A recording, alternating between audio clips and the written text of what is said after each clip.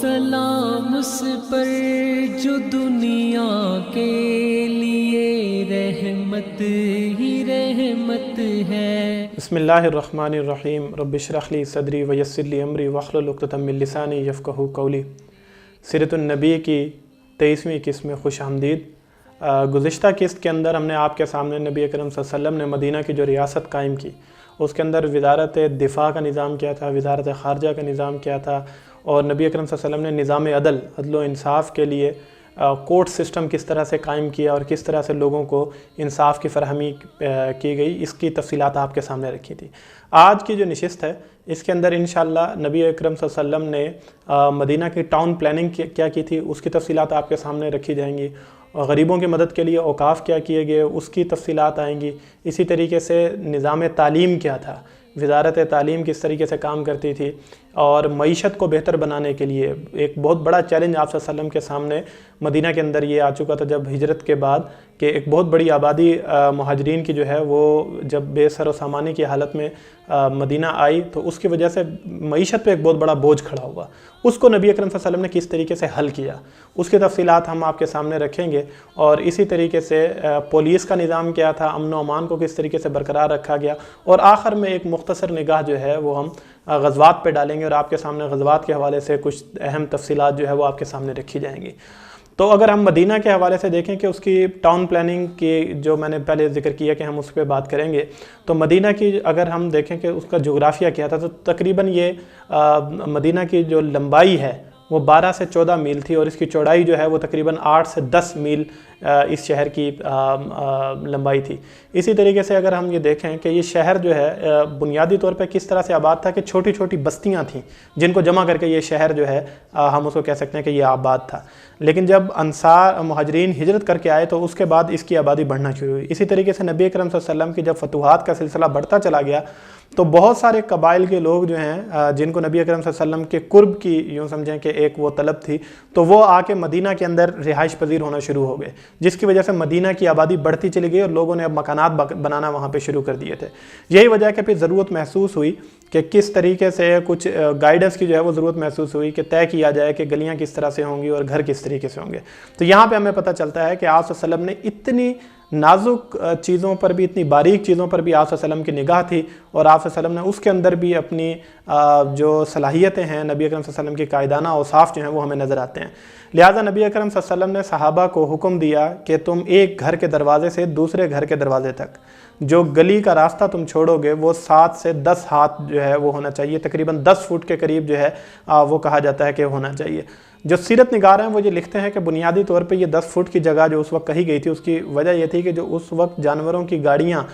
جو سواری استعمال ہوتی تھی تو 2 سواریاں اطراف میں ایک دوسرے کو کراس کر سکیں، یہ اتنا راستہ اس لحاظ سے جو ہے وہ چھوڑا گیا، تو یہ اصول وہاں سے جو ہے وہ طے ہوا۔ اسی طریقے سے لوگوں نے جب گھر بنانا شروع کیے تو آپ دیکھیں کہ ایک ایسا معاشرہ کہ جس کے اندر امیر لوگ بھی موجود ہیں، غریب لوگ بھی موجود ہیں، تو نبی اکرم صلی اللہ علیہ وسلم نے اپنے صحابہ کو تلقین کی اور آپ صلی اللہ علیہ وسلم نے پرتعیش اور ضرورت سے زیادہ بڑے گھروں کو ناپسند کیا۔ اس کی بجائے آپ صلی اللہ علیہ وسلم نے کشادہ اور آرام دہ گھروں کو البتہ آپ صلی اللہ علیہ وسلم نے پسند فرمایا۔ ایک حدیث کی روایت کے اندر جو ہے یہ موجود ہے کہ آپ صلی اللہ علیہ وسلم نے گھر کا ایک نقشہ بھی شیئر کیا۔ آج ہم آپ کے سامنے وہ نقشہ بھی شیئر کریں گے کہ آپ صلی اللہ علیہ وسلم نے فرمایا کہ ایک اچھے گھر کا ڈیزائن جس کو آپ کہہ سکیں کہ وہ آپ صلی اللہ علیہ وسلم نے بتایا۔ وہ کیا ہے کہ آپ صلی اللہ علیہ وسلم نے فرمایا کہ ایک کمرہ جو صاحب گھر ہے، مطلب جو گھر کا مالک ہے، اس کے لیے ہونا چاہیے، ایک اس کے بچوں کے لیے ہونا چاہیے، ایک خادم کو غلام اگر ان کے ساتھ کو خادم رہتے ہیں، ملازم رہتے ہیں تو ان کے لیے کوئی ایک کمرہ ہونا چاہیے، ایک کمرہ جو ہے وہ مہمانوں کے لیے ہونا چاہیے، اور آپ صلی اللہ علیہ وسلم نے کشادہ گھر کو جو ہے وہ پسند فرمایا۔ تو اس لحاظ سے آپ صلی اللہ علیہ وسلم نے مدینہ کی ریاست کو کوئی بے ہنگم قسم کی سوسائٹی یا شہر جو ہے وہ نہیں بننے دیا، باقاعدہ ایک پلاننگ کے تحت جو ہے اس شہر کو بسایا گیا، اور آج بھی اگر آپ وہاں پہ جاتے ہیں تو آپ کو وہاں پہ جو آثار ملتے ہیں وہاں سے اندازہ ہوتا ہے کہ کس طرح سے ایک منظم آبادی وہاں پہ موجود تھی۔ اسی طریقے سے جب ہم بات کرتے ہیں کہ آبادی کے لحاظ سے جب بات، تو نبی اکرم صلی اللہ علیہ وسلم نے مدینہ کی مردم شماری بھی کروائی، اور میں نے پچھلی قسط میں بھی اس کا ذکر کیا تھا کہ آپ صلی اللہ علیہ وسلم نے باقاعدہ اس کی گنتی کی گئی کہ کتنے مرد موجود ہیں، خواتین کتنی موجود ہیں، بچے کتنے موجود ہیں، مختلف روایات اس حوالے سے موجود ہیں۔ ایک سوال جو بڑا ذہن میں پیدا ہوتا ہے جب ہم مدینہ کی باتیں سنتے ہیں تو ایک ذہن میں یہ سوال ضرور پیدا ہوتا ہے کہ آبادی کتنی تھی اس شہر کی۔ سیرت نگاروں نے جو روایات جمع کی ہیں اس کے حساب سے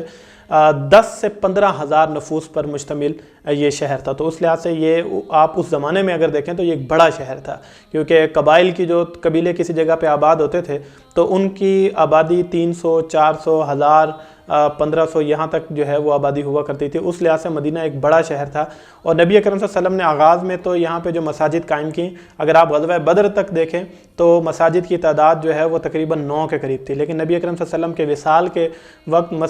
مساجد کی تعداد جو ہے مدینہ شہر کے اندر وہ 40 کے قریب جا پہنچی تھی. اسی طریقے سے آپ صلی اللہ علیہ وسلم نے مدینہ کے اندر رہنے والے غریب لوگوں کے لیے اوقاف کا سلسلہ شروع کیا. وقف کی گئی زمینیں اور جائیدادیں لوگوں نے جو ہے وہ وقف کی. لہٰذا نبی اکرم صلی اللہ علیہ وسلم نے سب سے پہلے تو آپ صلی اللہ علیہ وسلم نے اپنا ایک باغ جو ہے وہ ایک شخص جس کی اولاد نہیں تھی اس نے وصیت کی تھی, اور اس نے نبی اکرم صلی اللہ علیہ وسلم کو اپنی جائیداد میں سے جو ہے وہ ایک باغ دیا تھا. آپ صلی اللہ علیہ وسلم نے اس باغ کو عام مسلمانوں کے لیے وقف کر دیا. اسی طریقے سے آپ نے حضرت عثمان رضی اللہ عنہ کے حوالے سے بھی روایات سن رکھی ہیں کہ ان کے بھی کچھ باغات جو ہیں وہ مسلمانوں کے لیے وقف تھے. پھر حضرت عمر فاروق رضی اللہ عنہ جو ہیں ان کو خیبر کے اندر جو حصہ ملا تھا, جو زمین کا حصہ ملا تھا, انہوں نے اس کو عام مسلمانوں کے لیے وقف کر دیا تھا. ان اوقاف سے حاصل ہونے والی آمدنی جو ہے وہ مدینہ کے غریب غربا جو ہیں ان کے اندر تقسیم کی جاتی تھی. اب ہم آپ کے سامنے نبی اکرم صلی اللہ علیہ وسلم کے دور میں نظام تعلیم کے حوالے سے جو اقدامات کیے گئے اس کی کچھ تفصیلات رکھیں گے. تعلیم کے حوالے سے اگر دیکھیں تو نبی اکرم صلی اللہ علیہ وسلم نے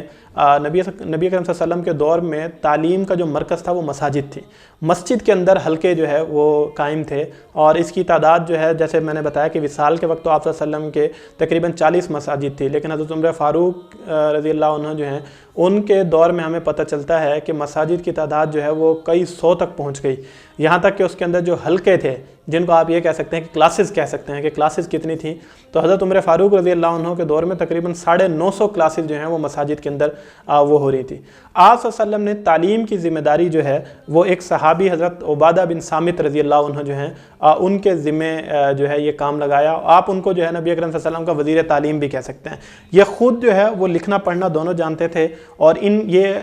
کلاسز لیا کرتے تھے یا حلقے جو ہے وہ لیا کرتے تھے, پڑھاتے تھے صحابہ کو. خوش نویسی ان کا مضمون تھا, اور یہ خوش نویسی اور خط و کتابت جو ہے وہ لکھنا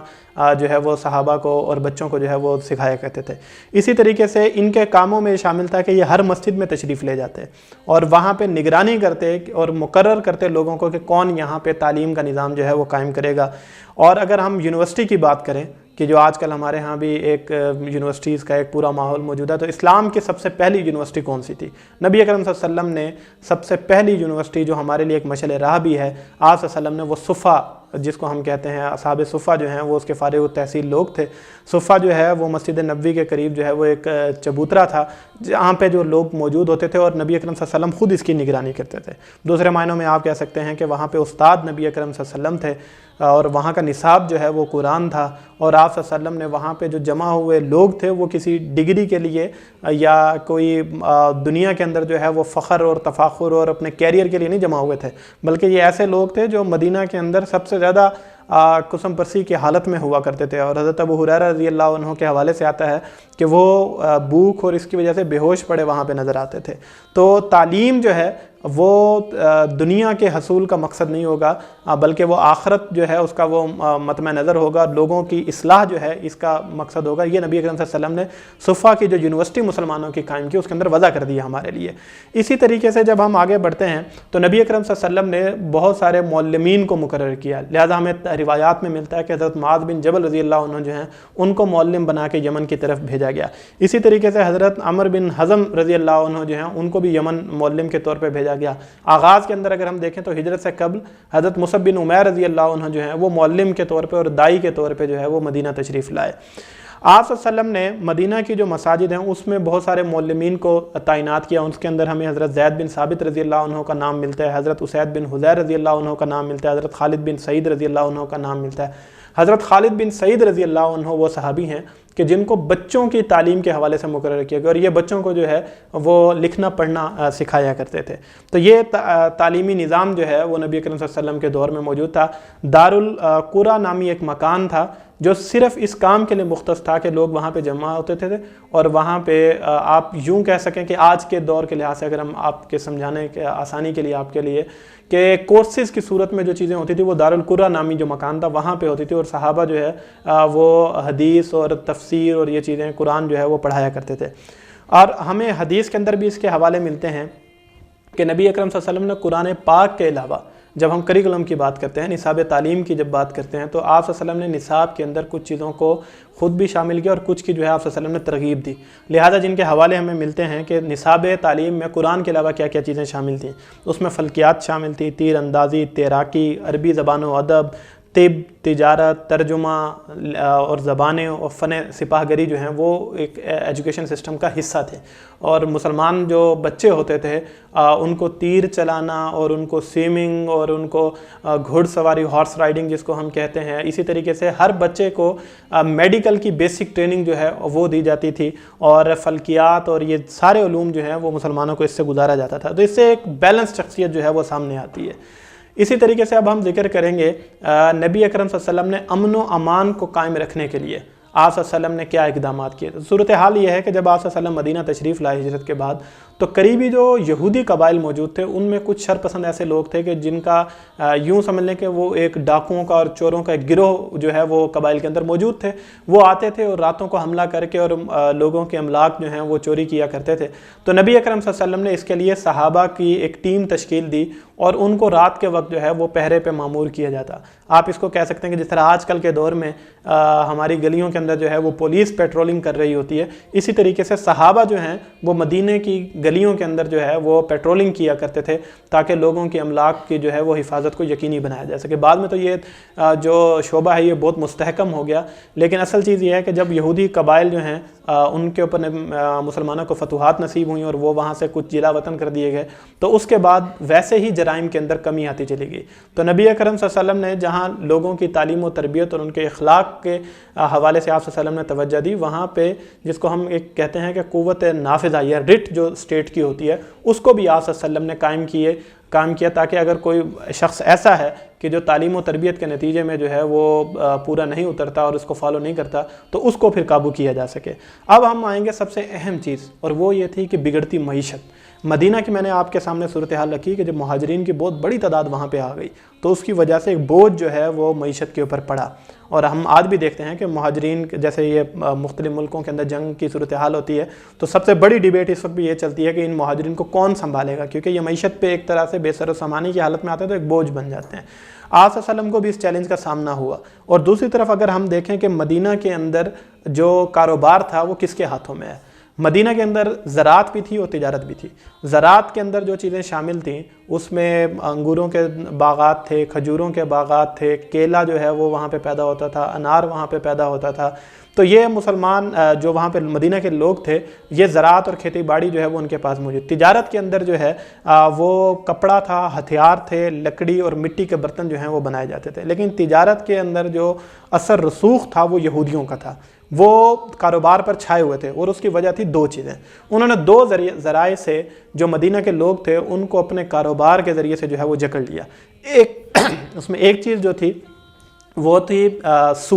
سود کے اوپر انہوں نے لوگوں کو جو ہے جب پیسہ دیا تو اس کی وجہ سے جب لوگ ان کی ادائیگی نہیں کر پاتے تھے تو اس کے بدلے میں انہوں نے لوگوں کی زمینیں جو ہیں وہ ہتھیانا شروع کر دی، چنانچہ بہت بڑی جاگیریں جو ہیں وہ یہودیوں نے وہاں پہ بنا لیں، جبکہ وہ جب وہاں آئے تھے تو اتنی جاگیریں ان کے پاس نہیں تھی۔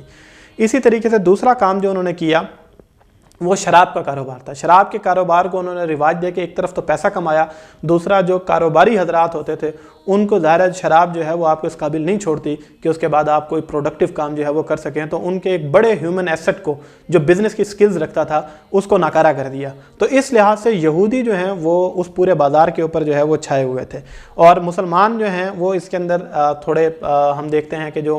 انصار تھے وہ آغاز کے اندر اس کے اندر کمزور تھے۔ نبی اکرم صلی اللہ علیہ وسلم جب مدینہ میں آئے آئے تو آپ صلی اللہ علیہ وسلم نے سب سے پہلے کام تو یہ کیا کہ جو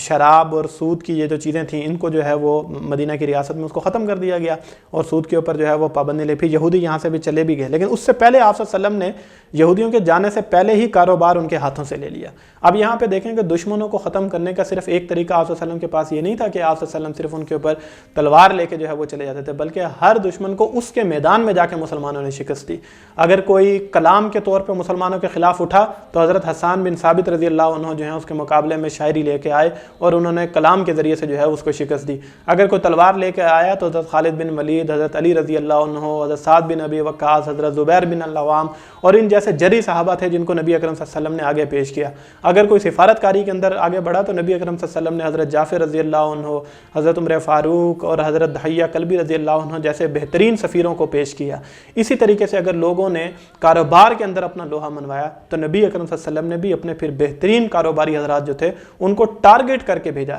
اب جو لوگ اس کاروبار کی فیلڈ میں داخل ہوئے, حضرت عبد الرحمن بن عوف رضی اللہ عنہ کا میں ذکر کروں گا. بنو قینقاع کا ایک بازار تھا جس کے اندر ابو رافع نامی ایک یہودی تھا جس کا پورا ہولڈ تھا اس بازار پہ, اور وہ سب سے بڑا تاجر عرب کا مانا جاتا تھا. یہاں تک کہ قیمتوں کا تعین وہ یہ ابو رافع ہی تھا جو کیا کرتا تھا. تو ایسی چیزیں جو یہ لے کر آتے تھے اس کی قیمتوں کو تو یہ بڑھا کے رکھتا تھا, اور جو چیزیں دوسرے لوگ لے کر آتے تھے ان کی قیمتوں کو یہ ہمیشہ کم رکھتا تھا تاکہ یہ جو عرب کے لوگ ہیں وہ تجارت کے اندر آگے نہ بڑھ سکیں. نبی اکرم صلی اللہ علیہ وسلم نے حضرت عبد الرحمن بن عوف رضی اللہ عنہ کو ٹارگیٹڈ وہاں پہ بھیجا, اور آپ صلی اللہ علیہ وسلم نے فرمایا کہ تم جاؤ بنو قینقاع کے بازار میں وہاں تجارت کرو, اور یہ جو ابو رافع ہے اس کے حوالے سے آپ صلی اللہ علیہ وسلم نے فرمایا کہ اس کی اجارہ داری کو ختم کرو. اور حضرت عبد الرحمن بن عوف رضی اللہ عنہ جو ہیں وہ اس مقصد کے لیے, یہاں پہ جو کاروباری حضرات ہیں ان کے لیے بہت بڑا سبق ہے کہ کاروبار بھی جو ہے وہ اللہ کی رضا کے لیے ہوتا ہے, اور مسلمانوں نے یہی سیکھا ہے کہ بڑے بزنسز کی ہمیں ضرورت ہے. اصل میں آج بھی ہمیں اسلام کو, مسلمانوں کو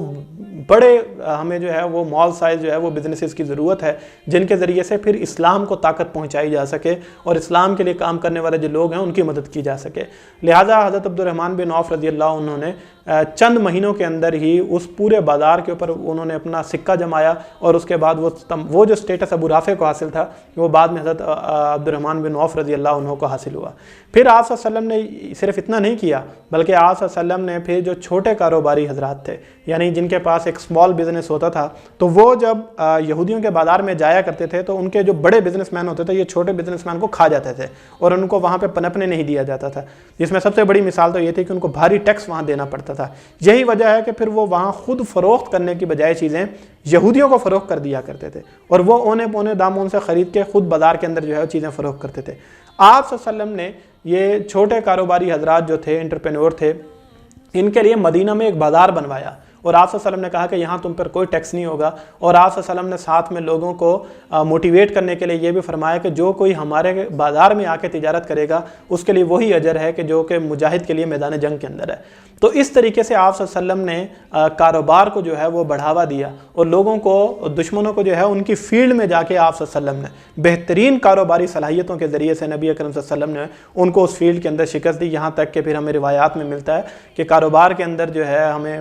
جتنا ہم نے سنا ہے کہ کس طریقے سے صحابہ پھر ڈونیٹ کیا کرتے تھے, وقف کیا کرتے تھے. نبی اکرم صلی اللہ علیہ وسلم کی آواز پر جو ہے وہ کس طریقے سے صدقات کی جو ہے وہ ایک فہرست ہمیں معلوم ہوتی ہے. تو اس کی وجہ یہی تھی کہ نبی اکرم صلی اللہ علیہ وسلم نے کاروبار کے اندر بھی لوگوں کو مستحکم کیا, لیکن لالچ سے آپ نے بچایا. پھر کاروبار کو بہتر بنانے کے لیے آپ صلی اللہ علیہ وسلم نے کچھ احکامات جاری کیے. ذخیرہ اندوزی کو منع کیا گیا, اسی طریقے سے قیمتوں کو بڑھا چڑھا کے رکھنے کے حوالے سے منع کیا گیا. اسی طریقے سے آپ صلی اللہ علیہ وسلم نے ایک سب سے بڑا اہم کام جو میں سمجھتا ہوں کہ آج کے معاشرے میں اگر ہم دیکھیں تو بڑا نازک مرحلہ ہے, نازک معاملہ ہے جس پہ نبی اکرم صلی اللہ علیہ وسلم نے توجہ دی, وہ یہ تھی کہ جو دستکاری ہوتی ہے, جو گھروں میں بیٹھ کے خواتین یا لوگ جو ہیں وہ چیزیں بنایا کرتے تھے, یہودی ان سے وہ چیزیں بازار میں داخل ہونے سے پہلے ہی خرید لیتے تھے اور اس کے بعد مہنگے داموں جو ہیں وہ بازار میں بیچا کرتے تھے. آپ صلی اللہ علیہ وسلم نے اس گیپ کو ختم کیا, اور آپ صلی اللہ علیہ وسلم نے وہ جو دستکاری کرنے والے لوگ تھے, جو چھوٹے بزنس مین لوگ تھے, ان کو آپ صلی اللہ علیہ وسلم نے اپنے بازار کے اندر موقع دیا کہ وہ خود اپنی آ کے چیز بیچ سکیں. تو یہ بیچ میں جو ایجنٹس کا کاروبار جو ہے وہ ایجنٹ کا کردار ادا کرتے تھے یہودی, وہ جب ختم ہوا تو وہ منافع جو تھا, محنت کا اصل ثمر جو ہے وہ اس کے اصل مالک تک آپ صلی اللہ علیہ وسلم نے پہنچایا. یہ کئی مثالیں ہیں جو آپ کو دی جا سکتی ہیں, وقت کم ہے. تو میں اس حوالے سے مزید جو تفصیلات ہیں وہ آپ کتابوں کے اندر پڑھ سکتے ہیں۔ نبی اکرم صلی اللہ علیہ وسلم نے سود کے کاروبار کو کس طریقے سے کم کیا اور ختم کیا بلکہ وہاں پہ، اور پھر آپ صلی اللہ علیہ وسلم نے بازاروں کے اندر نگران مقرر کیے۔ آپ آج کل کے دور کے حساب سے یہ کہہ سکتے ہیں کہ وہ انسپیکٹر ہوا کرتے تھے، جو معائنہ کیا کرتے تھے، جو نبی اکرم صلی اللہ علیہ وسلم کے جو احکامات ہوتے تھے ان کے نفاذ کے لیے کوشش کیا کرتے تھے۔ اسی طریقے سے اوزان اور پیمانے جو ہیں وہ اگر مختلف ہوں گے تو ظاہر ہے بارٹر سسٹم تھا، وہ امپورٹ ایکسپورٹ کا کاروبار وہاں ہوا کرتا تھا، بارٹر سسٹم تھا، لوگ چیز کے بدلے چیز لیا کرتے تھے۔ اگر اوزان جو ہیں جن چیزوں کے اوپر وزن کیا جائے گا اور پیمانے مختلف ہوں گے تو لوگوں کو دھوکہ دینا آسان تھا۔ آپ صلی اللہ علیہ وسلم نے اس معاملے میں اسٹینڈرڈائزیشن کو اور مانیٹری اکانومی کو فروغ دیا، یعنی کہ ایک سٹینڈرڈ طے کر دیا کہ یہ پیمانہ اس چیز کے لیے ہوگا اور یہ وزن جو ہے اتنے چیزوں کے لیے یہ ہوگا، اور اس کو آپ صلی اللہ علیہ وسلم نے طے کر دیا۔ اسی طریقے سے بارٹر سسٹم کی اگر میں بات کروں تو اس میں آپ صلی اللہ علیہ وسلم نے ایک بڑا انقلابی قدم کیا، اور وہ یہ تھا کہ آپ صلی اللہ علیہ وسلم نے چیزوں کے جو آپس میں تبادلہ تھا اس کے حوالے سے طے کر دیا کہ کون سی چیز کے بدلے میں اتنی ہی مقدار کی چیز جو ہے وہ دوسرے فریق کو دی جائے گی۔ یعنی کہ اگر آپ صلی اللہ علیہ وسلم نے کھجور جو ہے اس کے لیے طے کیا کہ 1 کلو کھجور ہوگی تو اس کے بدلے میں کون سی ایسی چیز ہوگی اگر تم وہ پیش کرو گے تو وہ تو 1 کلو لی جائے گی، لیکن اگر تم کوئی اور چیز پیش کرو گے تو وہ قیمت میں اگر کھجور سے کم ہے تو پھر وہ 2 کلو دی جائے گی۔ اس چیز کا تعین بھی آپ صلی اللہ علیہ وآلہ وسلم نے اپنے بازاروں کے اندر جو ہے وہ کروایا۔ پھر اب ہم آتے ہیں کہ جو آج بھی دنیا کے اندر ایک بہت بڑا مسئلہ بنا ہوا ہے، اور کورونا کی وجہ سے جس طریقے سے معیشتیں بیٹھ رہی ہیں اور خزانہ جو ہے وہ ملکوں کا خالی ہو رہا ہے، تو خزانہ جو ہوتا ہے وہ سب سے اہم یوں سمجھیں کہ ایک پلر ہے کسی بھی ریاست کا، تو اس کے کچھ نہ کچھ ذرائع ہونے چاہیے جہاں سے اس خزانے کے اندر آمدن آتی رہے تاکہ ریاست کا نظام چلایا جا سکے۔ نبی اکرم صلی اللہ علیہ وسلم نے اس حوالے سے ایک عہدہ جو ہے وہ قائم کیا، اس کو صاحب العشار جو ہے وہ کہا جاتا تھا۔ یہ وہ صحابہ تھے جو لوگوں کی آمدن کا تخمینہ لگایا کرتے تھے، اور اس کے بعد آپ ان کو جو ہے ریونیو اتھارٹی بھی کہہ سکتے ہیں، اور پھر ان سے عشر جو ہے وہ وصول کیا جاتا تھا۔ اسی طریقے سے آپ صلی اللہ علیہ وسلم نے صاحب الجزیہ جو ہے وہ یہ عہدہ قائم کیا، اور یہ ایسے صحابہ تھے جو غیر مسلموں سے جزیہ جو ہے وہ وصول کیا کرتے تھے۔ پھر آپ صلی اللہ علیہ وسلم نے عاملین زکوٰۃ کا تقرر کیا، نام باقاعدہ موجود ہیں کہ کن قبائل کے اندر کن لوگوں کو عاملین زکوٰۃ کے طور پہ بھیجا گیا اور وہ وہاں سے زکوٰۃ وصول کر کے لاتے تھے۔ پھر مال غنیمت جو ہے اس کے اندر جو مال آتا تھا اس کو کس طریقے سے اس کا باقاعدہ ایک نظام موجود تھا۔ یعنی آپ دیکھیں کہ جب میں نے جس طرح مثال دی غزوہ حنین کے اندر جو ہے وہ مسلمانوں کے پاس 40,000 بکریاں آئیں، 24,000 اونٹ آئے، تو ان میں سے بہت سارا مال جو ہے وہ تو صحابہ کے درمیان تقسیم ہوا، لیکن جو ریاست کی ملکیت چیزیں ہوتی تھیں ان کا باقاعدہ نظام موجود تھا۔ لہٰذا جو جانور ہوتے تھے وہ دور ظاہر ہے یہ اونٹ بکریوں کا تھا، تو ریوڑ جو ہے وہ ایک کرنسی آپ کہہ سکتے ہیں کہ اس دور کی تھی، تو ان کی حفاظت کے لیے، ان کی دیکھ بھال کے لیے سرکاری چراگاہیں تھیں جہاں پر جو ہے وہ اونٹ اور یہ سارے چیزیں موجود ہوتی تھیں، اور جب ریاست کو ضرورت پڑتی تو وہ وہاں سے جو ہے وہ چیزیں لیا کرتے تھے۔ تو اس طریقے سے آپ صلی اللہ علیہ وسلم نے معیشت کے نظام کو بہتر بنایا۔ اور آخری چیز جس کے اوپر میں آج بات کرنا چاہتا ہوں وہ جہاد اور غزوات کے حوالے سے، میں نے پوری تفصیلات غزوات کے اندر ایک ایک آپ کے سامنے رکھی ہے۔ یہاں پہ آج جو بات کرنے کا مقصد ہے وہ یہ ہے کہ ایک ایسی لہر چلی کہ جس کی وجہ سے نبی اکرم صلی اللہ علیہ وسلم نے دنیا کے اندر اسلام کو نافذ کرنے کے لیے اور میری اور آپ کی ہدایت کے لیے آپ صلی اللہ علیہ وسلم نے جنگیں لڑیں، اپنے صحابہ کو شہید کروایا،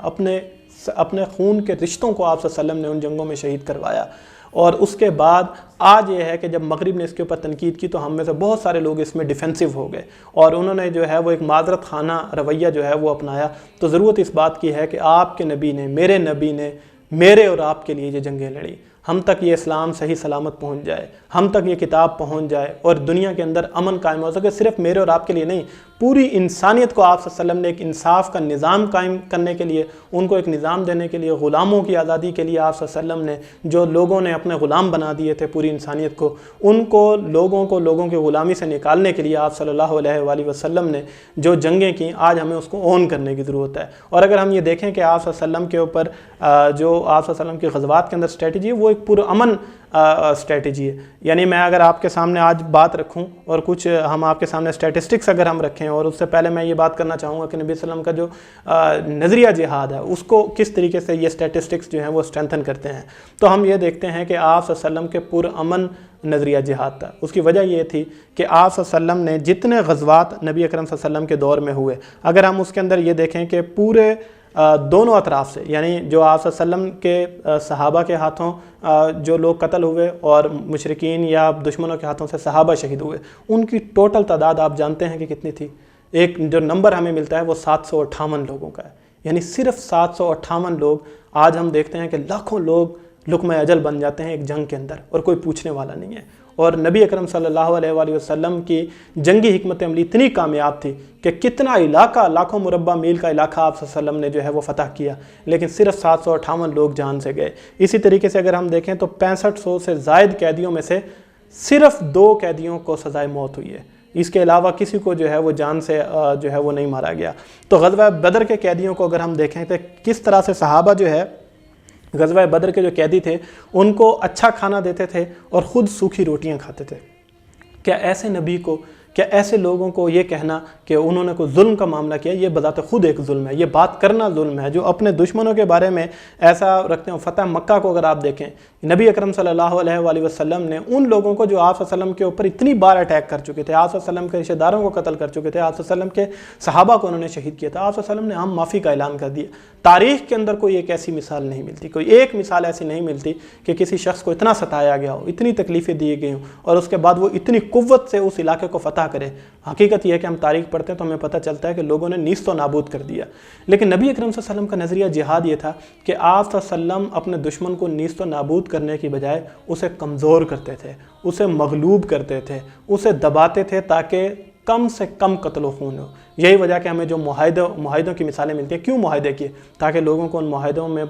جکڑ کے اور اس کے ذریعے سے جنگ سے جو ہے وہ بچا جا سکے۔ اسی طریقے سے جو سب سے بڑی اسٹریٹجی آپ صلی اللہ علیہ وسلم کی تھی کہ آپ صلی اللہ علیہ وسلم حملہ آور کے حملہ کرنے سے پہلے اس کے اوپر جا کے اٹیک کر دیتے تھے۔ کیوں؟ تاکہ وہ جب اگر وہ حملہ کرے گا اور تو اس صورت میں ہو سکتا ہے زیادہ قتل و خون ہو، اور اس کی بجائے آپ صلی اللہ علیہ وسلم جب لوگوں کو گھیر لیتے تھے تو صحابہ کی یہ کوشش ہوتی تھی کہ کم سے کم لوگوں کی جان جو ہے وہ جائے۔ میں نے کل ذکر کیا کہ کس طریقے سے نبی اکرم صلی اللہ علیہ وسلم نے جو ہدایات دی غزوات کے موقع پہ وہ آج انٹرنیشنل ہیومینیٹیرین لا کا حصہ ہیں۔ تو یہ نبی اکرم صلی اللہ علیہ وسلم نے در حقیقت ان لوگوں کو جو اللہ کی اس زمین پہ خدا بن بیٹھے تھے اور بدماشی انہوں نے قائم کی اور انہوں نے ایک ذریعے سے لوگوں کو اپنا غلام بنانا چاہا اور ظلم کا نظام انہوں نے جب قائم کیا اور نبی اکرم صلی اللہ علیہ وسلم نے جب اس نظام کو توڑنا چاہا تو ان کی جب پاؤں سے زمین نکلی تو انہوں نے نبی اکرم صلی اللہ علیہ وسلم کے صحابہ کے ساتھ جب یہ جنگ و جدل کا معاملہ کیا تو اسلام ہمیں یہ سکھاتا ہے کہ ہمیں صبر کا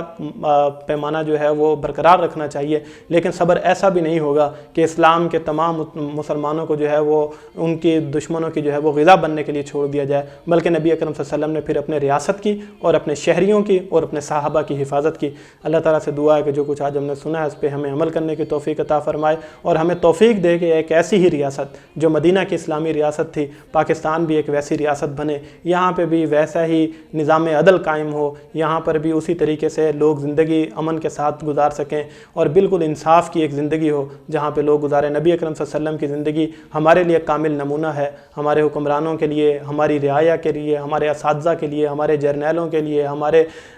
کاروباری حضرات کے لیے، ہمارے وزیروں کے لیے، ہمارے عام دکانداروں کے لیے، ہر شخص کے لیے نبی اکرم صلی اللہ علیہ وسلم کی زندگی میں ایک نمونہ موجود ہے۔ ضرورت اس بات کی ہے کہ اس کو نکالا جائے اور اپنی زندگی میں اس پہ عمل کیا جائے۔ وآخر دعوانا الحمدللہ رب العالمین۔ کہ جس نے گالیاں سن کر دعائیں دی، سلام اس پر